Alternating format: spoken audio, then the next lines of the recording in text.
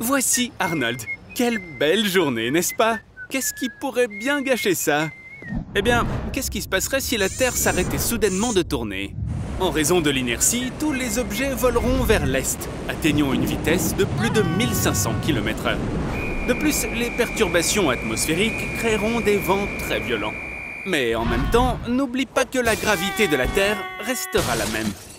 L'élan des océans et des mers créera des tsunamis géants, absorbant 27 km de terre par minute. Une journée complète durera désormais une année entière, car la Terre, à une vitesse de 29,78 km par seconde, effectue un tour complet autour du Soleil.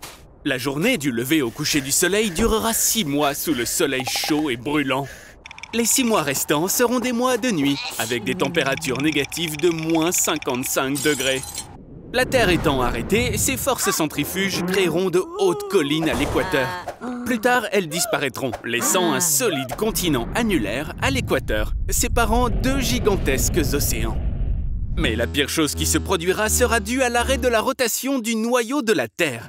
Après tout, c'est cette grande sphère de métal en fusion qui, par sa rotation, génère le champ magnétique de la Terre. Le champ magnétique protège la planète des radiations. Donc, à partir de maintenant, il est mortellement dangereux d'être à la surface. Arnold, c'est pas possible, t'es une vraie poule mouillée quand il s'agit de survivre aux catastrophes. Tu dois trouver un abri. Je te suggère de te déplacer vers l'équateur, là où c'est le plus sûr. Dépêche-toi, Arnold, tu peux prendre le dernier bus pour les catacombes. Maintenant, tout le monde s'est déplacé sous la surface de la Terre.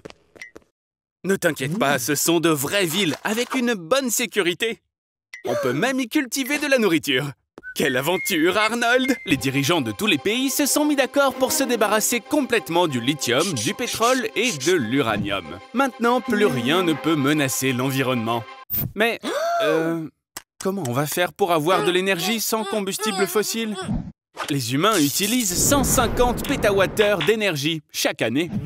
Pour en produire autant, il faudrait 200 milliards de panneaux solaires, couvrant une surface de 3,7 millions de pieds carrés, 344 milliards de mètres carrés, ou 3,7% de la superficie du Sahara. Si tout le désert était recouvert de panneaux, on obtiendrait 27 fois plus d'énergie qu'on en a besoin. Seulement, il y a un mais. Cela coûterait 5 quadrillions de dollars. Il est plus facile de résoudre ce problème en utilisant la force brute. Qu'est-ce que tu as là, Arnie? Une batterie au lithium? Maintenant, toi, Arnie, ainsi que tous les autres contrevenants à l'environnement, vous allez devoir produire de l'énergie vous-même. Mais on a un autre problème. Si toute la population de la Terre pédalait toute l'année, et ce, sans s'arrêter, on ne produirait que 10,5 pétawattheures d'énergie. Le souci, c'est que ça ne représente que 7% de la quantité dont nous avons besoin. Car pour répondre à nos besoins, il nous faut 125 billions de personnes qui pédalent 8 heures par jour. 8 heures de vélo et ta punition est terminée. Quel imbécile! T'as même pas branché le treuil! Tu ne sais pas comment fonctionnent les batteries gravitationnelles? Si tu soulèves un poids à une grande hauteur et que tu le relâches ensuite, l'énergie stockée dans ce poids sera libérée. Cette énergie peut être convertie en énergie électrique. Par exemple, pour stocker 1 kW, tu dois soulever un poids de 900 kg à une hauteur de 400 mètres. Cette énergie est suffisante pour jouer à un jeu de console pendant environ 1h30. Donc, l'idée de se débarrasser des combustibles fossiles est un échec total. Bien, maintenant, à cause de ça, les gens se sont transformés en animaux. On aurait pu rester plus près de la nature, simplement. Mais maintenant, tout le monde a besoin d'énergie.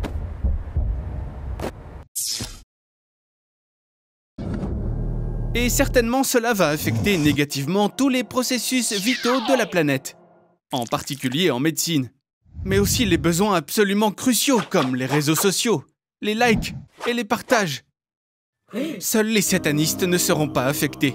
Cela pourrait même leur profiter. Et voici notre tortue ultra rapide. Comme tout ce qui est électrique, la voiture d'Elon est tombée en panne.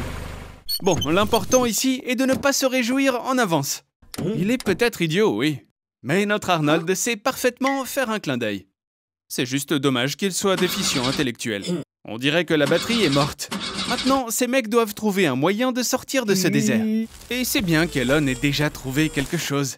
Mais ce qui est encore mieux, c'est que son coffre contienne... un seau, une mini-fusée et des provisions.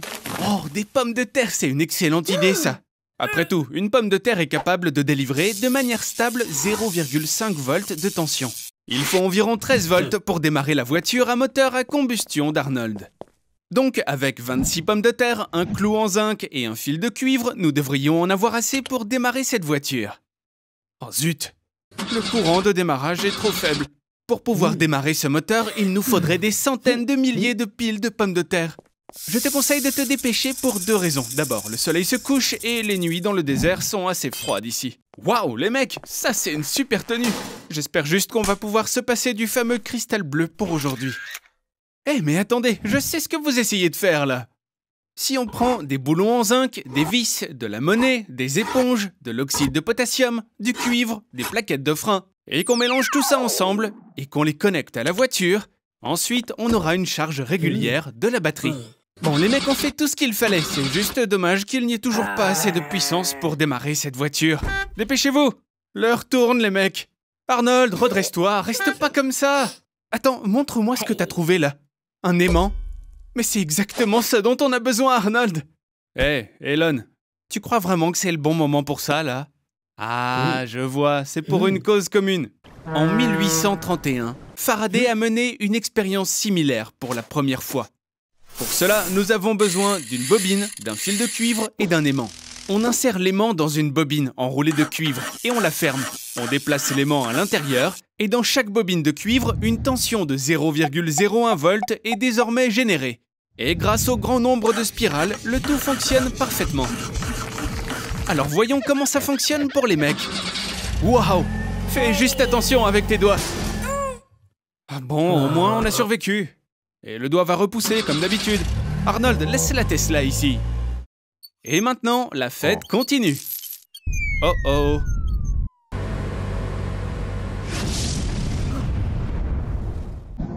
C'est pas comme ça que j'avais imaginé les choses. À cause d'une éruption volcanique, le ciel est rempli de nuages denses et l'humanité s'est retrouvée sans soleil. Intéressant. Combien de temps tu peux vivre comme ça? 1 milliard de personnes souffrent d'une carence en vitamine D. Si le soleil disparaît, au bout de 7 jours, la moitié de la population souffrira de dépression aiguë. Et le risque d'avoir un cancer augmentera de 75%. Il y aura une augmentation de 32% des cas d'accidents vasculaires cérébraux. Et il sera 2 fois plus facile d'avoir du diabète. Par conséquent, il vaut mieux faire des réserves, non pas de conserve, mais de vitamines. Sans le soleil, il n'y a aucune raison de vivre à la surface. Alors tout le monde s'installe sous terre et s'adapte à cette nouvelle existence. La nutrition est entre les mains de la science et de la technologie. Les scientifiques créent des fermes de champignons et des fermes hydroponiques capables de cultiver une variété de produits. Et avec une imprimante 3D, on peut rapidement imprimer tes plats préférés. Sans la lumière du soleil, le cerveau humain ne peut pas faire la différence entre le jour et la nuit. Tes hormones se dérèglent et l'obésité augmente fortement. Lorsque l'hormone leptine, responsable de l'appétit, est réduite de 80%, la portion quotidienne de nourriture augmentera de près de la moitié, 44%, ce qui entraînera un surpoids. Est-ce que t'es sûr que tu peux aller là-dedans? Tout ressemble à ce qu'on voit dans les films de super-héros. Un long couloir, un laboratoire secret, et voilà la réponse. Tout ça s'avère être une expérience globale. Mais qui se cache derrière tout ça? Allez Arnold, prends ton courage à deux mains. En vainquant ce méchant, tu pourras sauver la planète. La vitamine D aide à l'assimilation du calcium, essentiel à la santé des os. En cas de carence, tes os deviennent faibles et fragiles. C'est la raison pour laquelle, lorsque tu marches, tes pieds sont comme du caoutchouc. Et dans des conditions d'obscurité totale, tes chances de subir une fracture mortelle sont multipliées par 2. Arnold, t'es un vrai héros! Tu as rendu à toute l'humanité une vie normale. Mais, connaissant ta propension à la fièvre des étoiles, ça pourrait être dangereux. Revenons plutôt en arrière. Ah, les stéréotypes.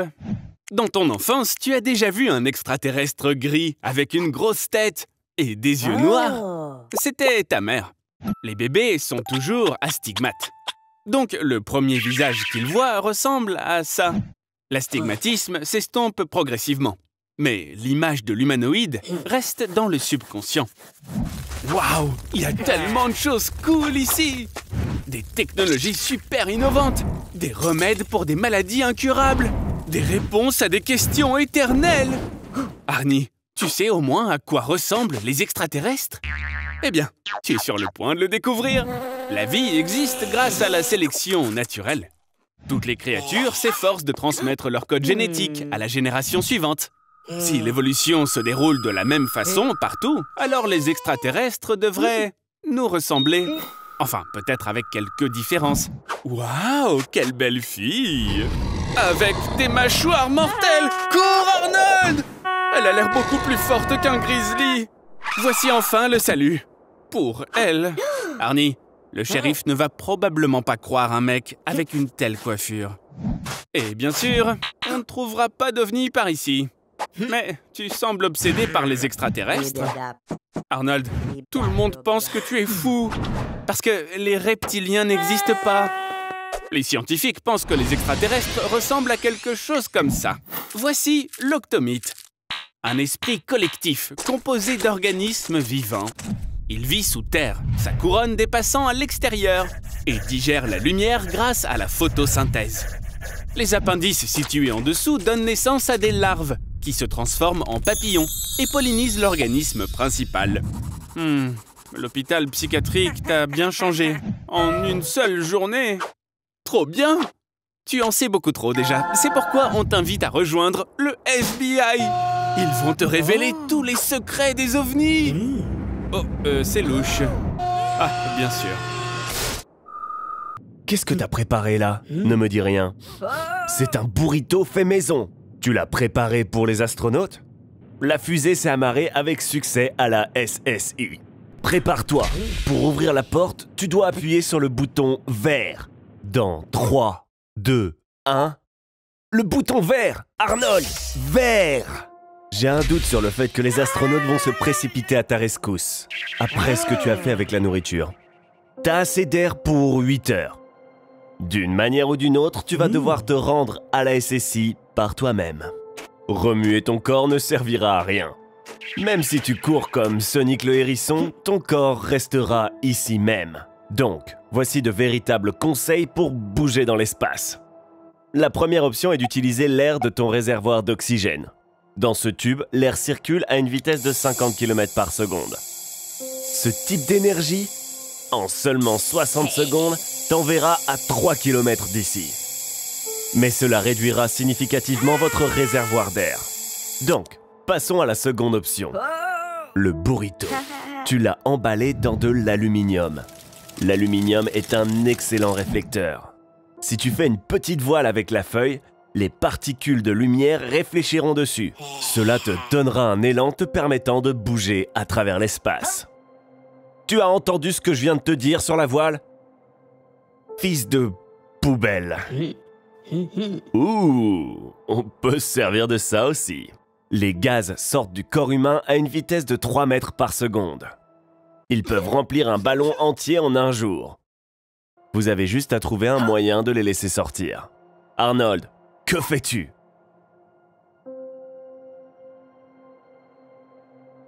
Combien de burritos as-tu mangé? Encore un peu à gauche? Pousse! Et... Tu te souviens de la série Love, Death and Robots? Tu vas devoir t'arracher la main. D'accord, juste un doigt. Il ne te reste que 3 mètres. Détache une partie de la combinaison et jette-la dans la direction opposée. Cela te propulsera vers l'avant. Ouh! La distance moyenne entre la Terre et la Lune est de 384 467 km. Et chaque année, la Lune s'éloigne de 3,5 cm. Dans toute l'histoire de l'humanité jusqu'à présent, seules 12 personnes ont posé le pied sur la surface de la Lune. Ça veut dire que tu seras la 13e. Je suis d'accord avec toi, ce n'est pas le chiffre le plus chanceux, mais imagine, il n'y aura personne sur la Lune à part toi. Tu n'es pas vraiment en vacances à Miami ici. La température est de moins 173 degrés Celsius. Et partout où tu iras, il y aura des radiations 200 fois plus élevées que sur Terre. Donc, tu ne peux pas le faire sans combinaison spatiale. Mais en attendant, en tant que touriste, tu peux toujours aller à l'hôtel. Bien que la construction ne soit pas prévue avant 2025. Allez, allons sur la face cachée de la Lune. Surtout parce qu'il y a un tas d'équipements super cool qui a été laissé par les astronautes. Arnold, allez, saute dans le module lunaire, démarre le moteur, et vas-y, roule! Crois-le ou non, il y a quelques mers lunaires. Seulement, elles ne sont pas remplies d'eau, mais de lave solidifiée. Arnold, c'est la mauvaise pédale, appuie sur le frein! Félicitations, Arnold! Tu viens de percuter le rover lunaire chinois, le Yutu-2. Et puis, tu as endommagé ta combinaison spatiale. Oh, non! Houston, nous avons un problème. Ne t'inquiète pas, Arnold, l'aide est en route. Bon, c'est vrai, ça va leur prendre 3 jours pour arriver. Alors essaie d'économiser ton oxygène. Quelle chance, Arnold! Bonne nouvelle, mon pote! Tu es sauvé. Mais tu as perdu un doigt. Arnold, tu es maintenant un vrai héros. C'est la raison pour laquelle la NASA t'offre un billet gratuit pour Mars. Départ dans 3 heures.